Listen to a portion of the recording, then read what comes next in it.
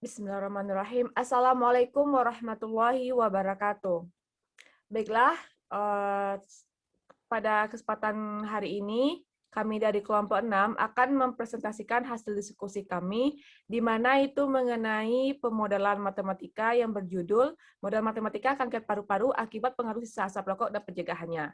Nah, untuk nama-nama anggotanya, yaitu ada Hamimatul Fikri, Isra Miyati, Lila Safira, Rahmadani Agung Prasetyo, dan Rizky Surahman. Nah, untuk materi yang pertama, yaitu tentang deskripsi, yaitu mengenai deskripsi tentang judul pemodelan matematika tadi. Nah, untuk deskripsinya adalah, kanker paru-paru adalah salah satu kanker yang paling banyak menyebabkan kasus kematian di dunia. Salah satu faktor risiko yang paling penting dalam perkembangan kanker paru-paru adalah sisa asap rokok. Penelitian menunjukkan bahwa risiko terkena kanker paru-paru akibat merokok meningkat sesuai dengan jumlah banyaknya rokok yang dihisap per hari atau per tahun. Karena dalam asap rokok tergantung lebih dari 7.000 zat kimia, yang mana itu lebih dari 250 zat yang beracun dan 70 zat bersifat karsinogenik atau menyebabkan kanker, sehingga perokok aktif itu mempunyai risiko terkena kanker paru-paru yang mana 20 kali lebih besar dari perokok pasif atau bukan perokok. Menjadi perokok pasif juga salah satu faktor risiko penyebab terkena kanker paru-paru, meskipun dalam jumlah yang lebih sedikit. Perokok pasif adalah orang yang menghirup udara yang terkontaminasi oleh sisa asap rokok yang dihembus oleh perokok aktif.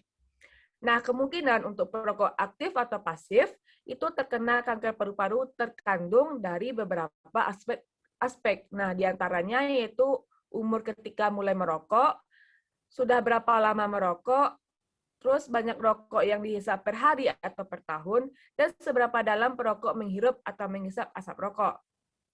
Sisa asap rokok ini menyebabkan lebih dari 600.000 kasus kematian prematur setiap tahunnya.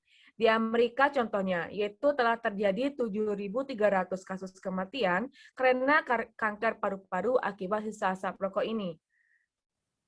Nah, berdasarkan hubungan antara kanker paru-paru ini dengan asap rokok itu adalah, kami ingin menunjukkan bahwa pengurangan kontak antara non-perokok dan perokok, dan bagaimana mengurangi tingkat kemajuan non-perokok dan perokok menuju kanker paru-paru.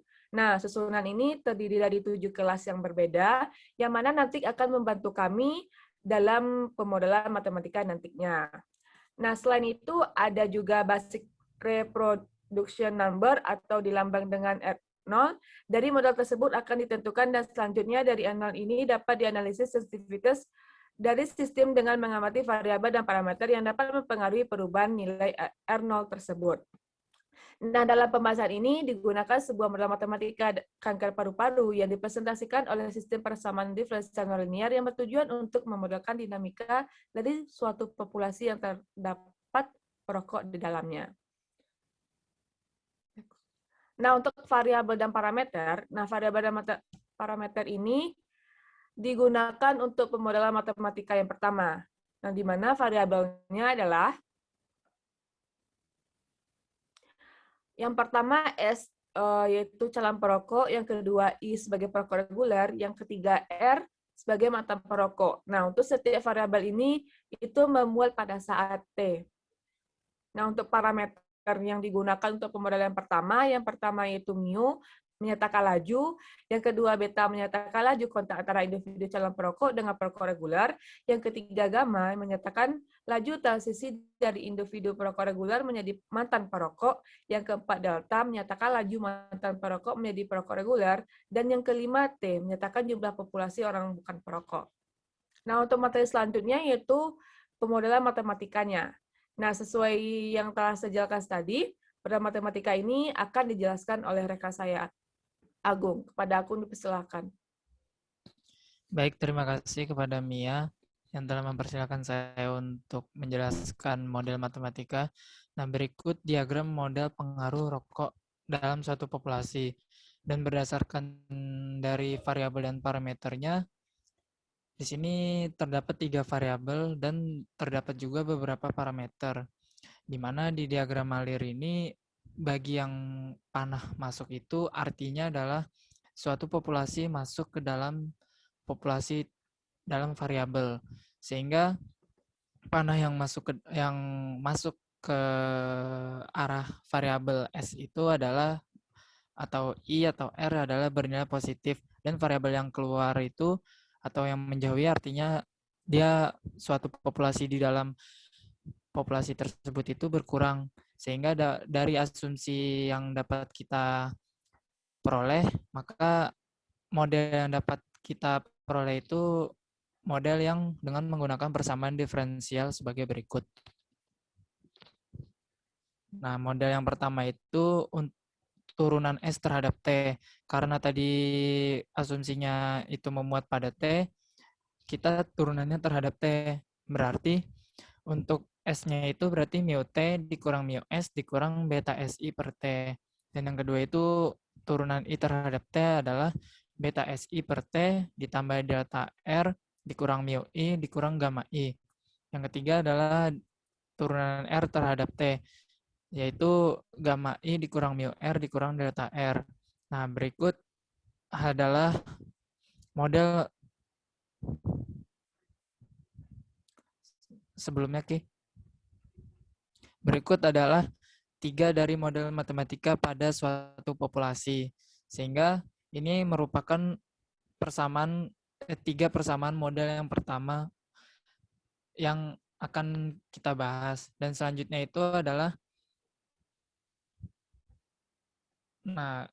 variabel untuk yang model matematika yang kedua, yaitu variabelnya terdiri dari 7, yang mana N itu bukan perokok, S itu calon perokok, I1 itu perokok ringan, I2 perokok berat, LT terkena kanker paru-paru, RT mantan perokok sementara, KT mantan perokok permanen, dan semua ketujuh variabel ini memuat pada sate. Next. Selanjutnya parameter. Parameter terdiri dari 19, yang mana ada mu tingkat kematian, beta transmisi, gamma 1 tingkat di mana perokok ringan menjadi perokok berat, gamma 2 tingkat di mana seorang perokok berhenti merokok, dan delta adalah tingkat berkembangnya kanker paru-paru. 1 dikurang P1 adalah peluang atau probability seseorang perokok ringan berhenti merokok sementara. 1 kurang P2 peluang seorang perokok berat berhenti merokok berat sementara. P1 peluang merokok ringan berhenti merokok permanen. P2 peluang perokok berat berhenti merokok permanen.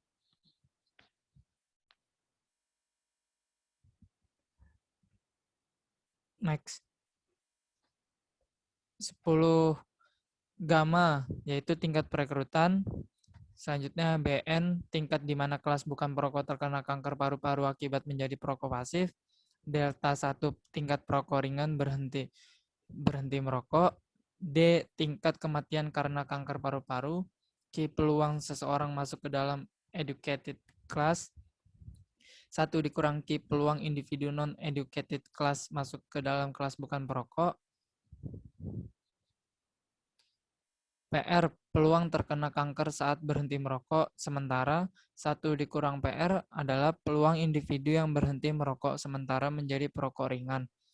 PN adalah peluang individu bukan perokok terkena kanker paru-paru. 1 kurang PN adalah peluang bukan perokok menjadi perokok ringan. Nah, ini adalah variabel dan parameter untuk asumsi yang akan mana kita modelkan pengaruh rokok, sisa asap rokok terhadap kanker paru-paru. Selanjutnya itu adalah model matematika. Dan sekian dari saya kembalikan kepada Mia. Baik, terima kasih kepada Agung. Nah, setelah dijelaskan sama Agung tadi mengenai variabel dan parameternya, maka dari situ akan digunakan dalam pemodelan matematika yang kedua. Nah, ini akan dijelaskan oleh rekan saya, yaitu Lila. Kepada Lila, dipersilahkan. Di sini saya akan menjelaskan mengenai diagram model kanker paru-paru karena pengaruh sisa asap rokok. dan juga asumsi yang digunakan untuk model matematika tersebut. Nah, yang pertama asumsinya itu kita lihat pada diagram itu ada N dan S. Nah, ini populasi ini dibagi menjadi 2 subpopulasi, di mana N ini adalah bukan perokok dan S ini adalah calon perokok. Nah, masing-masing subpopulasi ini akan dibagi menjadi 1 dan 6 kelas berbeda. Pada diagram bisa kita lihat di sini kelasnya itu ada kelas N, kelas S, kelas I1, I2, R, Q, dan juga L. Nah, asumsi kedua, setiap individu dapat masuk ke dalam populasi melalui 2 jalan dengan peluang tertentu. Yaitu individu itu bisa masuk ke N dan bisa masuk ke S itu punya peluang tertentu. Nah, selanjutnya asumsi ketiga, individu-individu di tiap kelas rentan terkena kanker paru-paru sebagai akibat dari sisa asap rokok. Selanjutnya, kita lihat pada diagram itu pada kelas S. Nah, individu dalam kelas S ini dapat menjadi I1, yaitu perokok ringan. Selanjutnya, individu yang sudah di I1 tidak dapat kembali ke S, atau tidak dapat menjadi calon perokok lagi. Dia hanya bisa ke I2 atau menjadi perokok berat, atau ke R, mantan perokok sementara, atau ke Q, mantan perokok permanen, atau terkena kanker paru-paru yang kita simbolkan dengan L. Asumsi keenam, individu yang masuk ke dalam kelas perokok berat atau I2 dapat berhenti merokok sementara atau berhenti merokok permanen atau terkena kanker paru-paru. Selanjutnya kita lihat pada I2. Nah, I2 atau perokok berat ini awalnya selalu I1 atau kita lihat pada diagram itu I2 itu selalu berasal dari I1 yaitu perokok ringan. Nah, selanjutnya individu yang berhenti merokok sementara, yaitu pada kelas R, dapat menjadi atau dapat terkena kanker paru-paru. Nah, selanjutnya kita asumsikan individu di kelas mantan perokok permanen, yaitu di kelas Q, punya peluang lebih besar untuk terkena kanker paru-paru dibandingkan yang di kelas yang bukan perokok, yaitu di kelas N. Asumsi terakhir yaitu laju kematian per kapita untuk semua kelas itu sama kecuali untuk kelas L atau kelas yang terkena kanker paru-paru.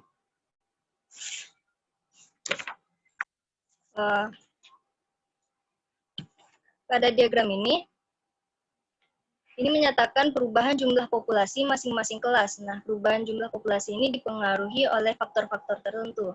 Di mana faktor-faktor ini di sini dilambangkan dengan parameternya, di mana parameter-parameter ini sudah dijelaskan oleh Agung sebelumnya. Next.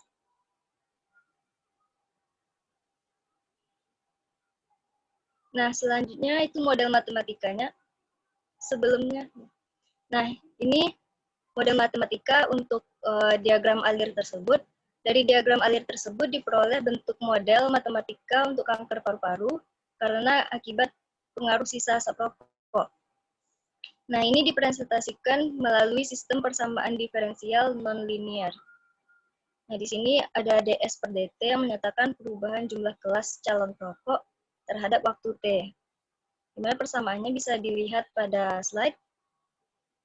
Nah, bisa dilihat ini adalah persamaan untuk model matematika untuk populasi yang terkena kanker paru-paru. Ada persamaan 4, 5, 6, 7, 8, 9, dan 10. Sebagai tambahan, T itu sama dengan N ditambah S ditambah I1, ditambah I2, ditambah R, ditambah Q, dan ditambah L. Sekian yang dapat saya jelaskan, saya kembalikan ke moderator. Baik, terima kasih kepada Lila yang telah menjelaskan model matematika yang kedua. Nah, untuk materi yang selanjutnya itu tentang pembahasan atau analisis. Nah, pembahasan ini akan dibahas oleh rekan saya, Rizky. Kepada Rizky, dipersilakan. Baiklah, terima kasih kepada moderator. Di sini saya akan membahas tentang pembahasan di titik kesetimbangan. Yang pertama ada titik kesetimbangan di kelas sisa asap rokok. Titik E1 sama dengan